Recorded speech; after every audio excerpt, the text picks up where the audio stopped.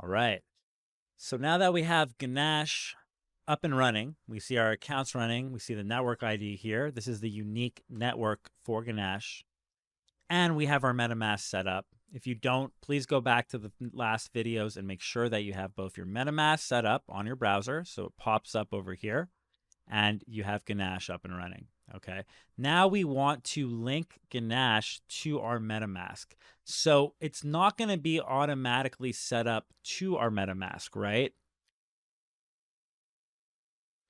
So what do I mean by that actually? Well, actually, what do I mean by that? So if I click on MetaMask, right, on the icon, and we see our account pop up, as I mentioned in the MetaMask video, we noticed that we're automatically set to this Ethereum mainnet. The Ethereum mainnet is the actual mainnet where Ether is being transacted, okay? But if we open the Ether mainnet, the Ethereum mainnet, and we click on that, we're going to get a drop down for other networks, okay? And we see Ropsten, Kavin, Rinkeby. So these are test networks. Essentially, Ganache is another test network, but it's a test network that is localized for us to use, all right? So you're not going to see Ganache, and that's fine because you haven't actually set it up. So what you want to do now is you want to set up your Ganache into MetaMask. So you do that by actually clicking on Custom RPC, all right? So when you click on okay, so for the network name, you want to write Ganache, okay?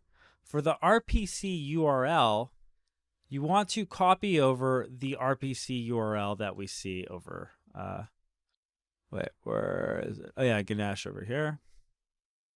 So we want to copy over this number. For the URL, you want to copy over the HTTP, all right? The chain ID default, I believe, is 1337. Now it's going to tell me that this chain ID is currently in use by a localhost 8545 because I already have Ganache set up, right?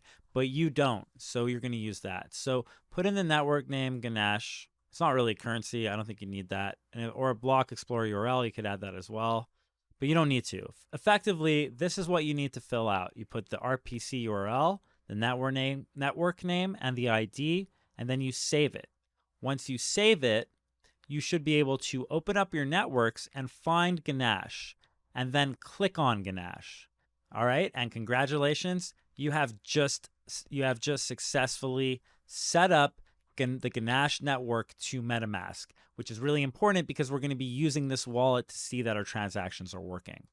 Now, the next thing that we want to do is actually import one of these accounts into our MetaMask, right? Because our MetaMask now has one default address account, right? That should be your default account. It should say account 1, all right? Let me go here, account 1, right? But what we're going to be doing in this application is that we're going to be using this first account to be the account of the owner, all right? So the account of the owner of the contract. So that's not going to be the account that we're going to use. But this second account is going to be the account of our customer. It's going to represent the account of our customer. So that's the account that we're going to need to hook up, to our Ethereum. And it's okay if that doesn't make sense why we're doing it just yet, because we're not actually doing it. This is just advanced preparation. But if that does make a bit of sense, then that's awesome. Regardless, the point is this. The point is that we're going to use the first account as the account that deploys our smart contracts and gets the money and receives money from the bank, right? This is our bank address. And the second account is just going to represent all of our customers. So when they come in, so we're going to use that. We're going to use this actively, right? Because we're going to go into the perspective of we're going to go into the perspective of the customer and constantly check to see that transactions work. So in order to grab this account, we see an index here, and this actually has our private keys. All right, and we always want to keep these hidden because this is a private keys. In this case, it doesn't really matter because it's tests, but you never, because it's just test ether. But if this was real ether, you never want to show this information. Okay. So I'm going to grab the private key code over here. I'm going to copy it, all right, from this account, from the second account, okay? And now I'm going to go back to MetaMask. I'm going to open it up, all right? Actually, open it up. Open it up, and then open it up, and then I'm going to import account, right? I'm going to click on the icon over here next to the Ethereum mainnet, click on import account. And then here, I'm going to paste in the private key. I'm not going to copy it one at a time because that would take forever. I'm just going to paste it in and click on import.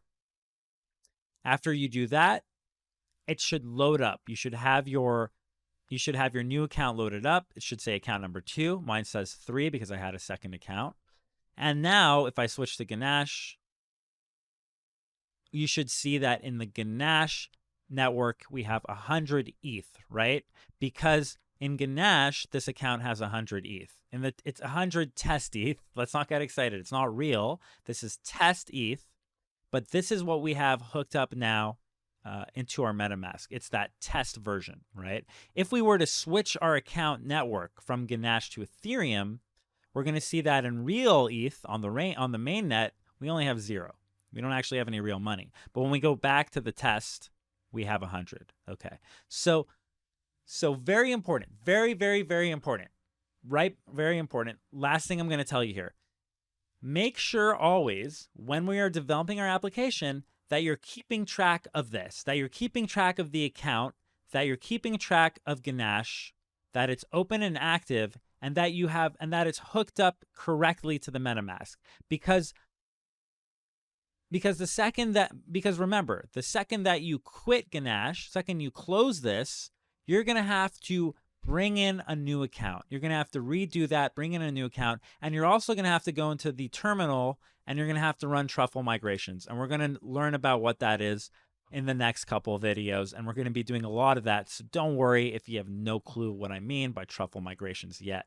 We're about to get deep and into truffle together. All right. So that's it. So just remember those things. They're very important things to remember. Can't stress it enough. And excellent work getting your MetaMask set up, getting your test network set up for the blockchain, and then hooking these things up together. All right. We are done. We are in fact done with the front end aspect of our blockchain development, of hooking up into our blockchain development. Now we can actually begin focusing on the frameworks, the dependencies, and loading everything up to get to the fun coding stuff. All right. Keep up the good work. See you in the next video.